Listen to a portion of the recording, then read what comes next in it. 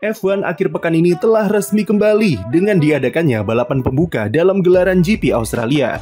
Tahun lalu kita sudah disajikan dengan drama serta duel-duel seru yang terjadi, terutama semenjak pertengahan musim, di mana Max Verstappen dipaksa tampil untuk menahan gempuran dari 3 tim besar rivalnya untuk bisa meraih gelar juara dunia keempat. Red Bull yang semula begitu dikdaya, mendadak terjun bebas dan harus puas akhiri musim di peringkat ketiga konstruktor, yang merupakan hasil terburuk mereka semenjak musim 2019. Dengan keseruan yang kita nikmati sepanjang 2024, tentu ada harapan yang cukup besar jika musim 2025 ini bisa menghasilkan balapan, serta drama-drama yang tidak kalah menarik, lebih ketat, dan lebih menegangkan. GP Australia akan jadi awal mula yang akan memberikan kita gambaran nyata soal seperti apa keseruan yang bakal tersaji sampai GP Abu Dhabi nanti. Memang kami tak bisa menjamin kualitas balapannya bisa sampai sangat seru, seperti ajang balap sebelah yang duel salip-menyalipnya lebih banyak. Dan meskipun F1 sering disebut sebagai balap toilet umum karena bikin ngantuk, tapi bodo amat. Dan inilah 7 alasan kenapa kalian harus nonton Formula One musim 2025. 2025 akan jadi tahun terakhir dari penerapan regulasi ground effect yang sudah ada sejak musim 2022. Konsep tersebut memang masih dipertahankan di mobil 2026 nanti, tapi skalanya dikurangi sampai 50% karena kembalinya pemakaian flat floor atau floor rata ke mobil F1. Sebagai tahun pamungkas dari siklus regulasi, artinya tim harus menyempurnakan mobil musim ini secepat dan seringkas mungkin untuk bisa fokus ke mobil generasi baru. Terakhir kali tahun transisi sebelum regulasi baru adalah pada tahun 2021, yang mana tentu kita ingat betapa serunya duel Max Verstappen dan Lewis Hamilton. Duel keduanya bisa seketat itu karena gap performa Red Bull dan Mercedes yang tak terlalu jauh, serta tim bermain konservatif karena harus menyeimbangkan development dengan regulasi baru. Setidaknya dengan apa yang terjadi di 2024, kita bisa melihat peluang jika persaingan super ketat itu bisa dilanjutkan lagi musim ini, dan bahkan bisa jadi lebih sukar diprediksi untuk papan atas. Apalagi dengan regulasi baru 2026 nanti, tidak ada jaminan F1 bisa seru lagi, dan berpotensi melahirkan dominasi baru. Jadi jangan sampai kelewatan setiap momennya sebelum semua berubah dalam 12 bulan ke depan.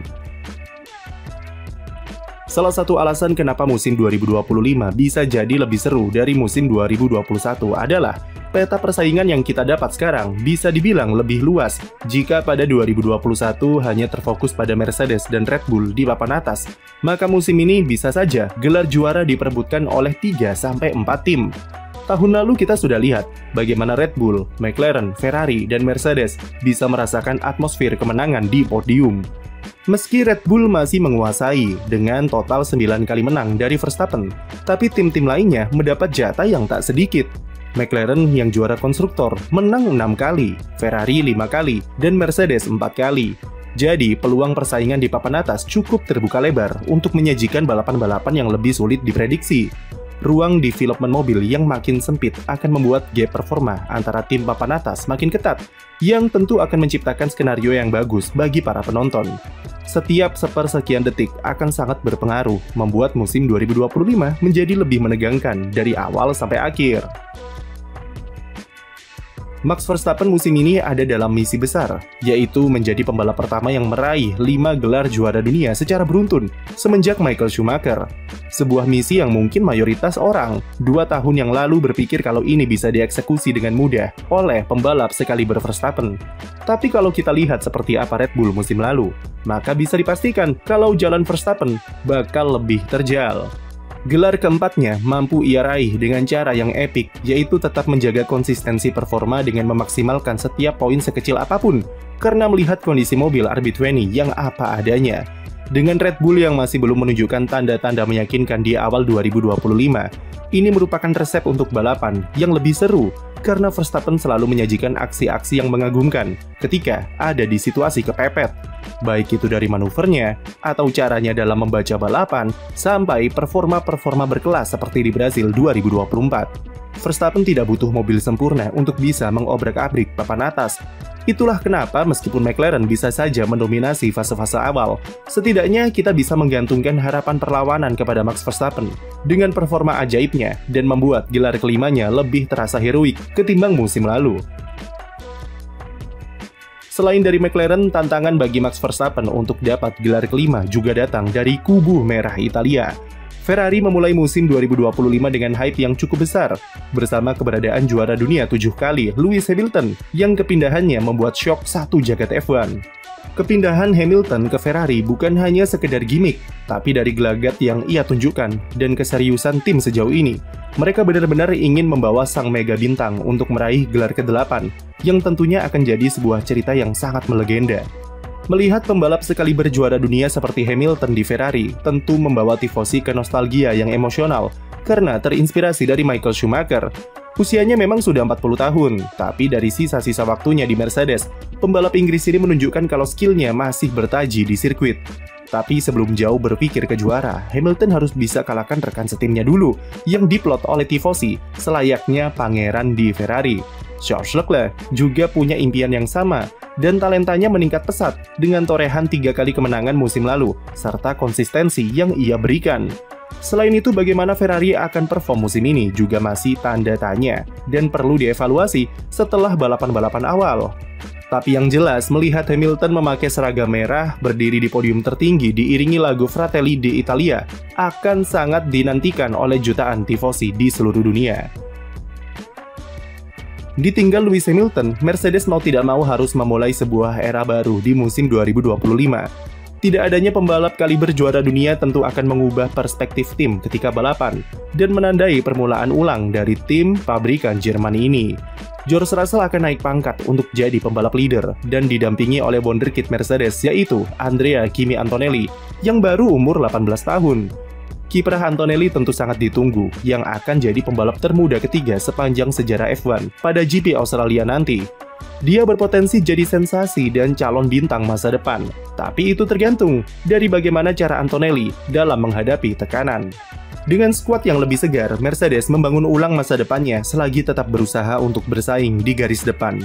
Regulasi ground effect jelas tidak bersahabat bagi Mercedes dengan semua kesulitan yang ada saja masalahnya semenjak 2022. Tapi dalam setahun terakhir, suasana tim lebih positif dengan kembalinya James Allison. Dan musim ini, dengan mobil W16 mungkin merupakan mobil paling potensial dari 4 tahun penerapan regulasi. 2025 akan jadi jembatan terakhir bagi Mercedes sebelum memulai proses adaptasi lagi dengan regulasi 2026 yang kembali mengutamakan kekuatan mesin, seperti awal-awal regulasi hybrid. Selain Kimi Antonelli, grid di F1 2025 juga akan dihiasi oleh 5 pembalap rookie lainnya yang akan lakoni musim debutnya di GP Australia nanti. Ada Oliver Bearman di Haas, Gabriel Bortoleto di Sauber, Jack Doohan di Alpine, Isaac Hadjar bersama Racing Bulls, dan Liam Lawson di Red Bull. Kami sudah membuat video yang memperkenalkan ke-6 rookie tersebut yang bisa kalian tonton sebelumnya. Tambahan talenta-talenta darah muda, selain memberi penyegaran atau regenerasi, namun juga memberikan semangat baru, serta dinamika persaingan yang lebih variatif. Liam Lawson dan Oliver Bearman mungkin bisa diperdebatkan status rookie-nya, karena sudah lakoni 3 balapan atau lebih di F1. Tapi ini adalah pertama kalinya mereka akan hadapi satu musim penuh, yang tentunya memiliki pendekatan berbeda daripada sekedar sopir tembak. Kimi Antonelli dan Gabriel Bortoleto adalah 2 pembalap yang patut dinanti kiprahnya seperti apa. Antonelli dengan status wonderkid-nya, serta Bortoleto yang berstatus juara umum Formula 2 musim lalu, dengan talenta yang cukup underrated dari semua rookie yang ada. Selain rookie, tentu kiprah pembalap yang mendapat seragam baru musim ini seperti Carlos Sainz di Williams atau Esteban Ocon di Haas juga menarik untuk disimak. Jika berbicara F1, tentu tidak lengkap tanpa drama-drama di luar sirkuit yang bisa lebih seru daripada duel-duel di dalam track itu sendiri. Flexi-wing adalah perkara yang sepertinya akan semakin panas diperbincangkan meskipun FIA sudah memperketat pemeriksaannya. Tim-tim besar akan berperang untuk membuat flexi-wing paling aman dan bisa lolos tes dari FIA yang lebih ketat, serta saling jegal secara politik untuk menjatuhkan lawannya. Belum lagi jika nanti muncul inovasi-inovasi unik di seputar floor atau suspensi yang merupakan elemen yang cukup sensitif secara regulasi. Huru-hara Alpine soal Jack Doohan juga akan menghiasi headline berita, terutama jika pembalap Australia itu tidak perform sesuai harapan. Flavio Briatore sudah menyiapkan Franco Colapinto yang jadi pembalap favoritnya sejak musim lalu dan sangat ingin ia tempatkan di tim utama. Internal Ferrari dalam manajemen Hamilton serta Leclerc juga menarik untuk diikuti. Kemudian nasib Yuki Tsunoda yang dicampakkan Red Bull dan tidak dianggap Honda juga menarik untuk dibahas di akhir musim nanti, terutama dengan ancaman naiknya Arvid Lindblad sebagai anak emas Red Bull. Begitulah 7 alasan dari kami yang semoga saja bisa membuat kalian lebih tertarik untuk menonton dan mengikuti F1 musim 2025. Apa harapanmu untuk F1 musim ini? Coba tulis di komentar, dan jangan lupa beri like dan subscribe untuk konten F1 lainnya.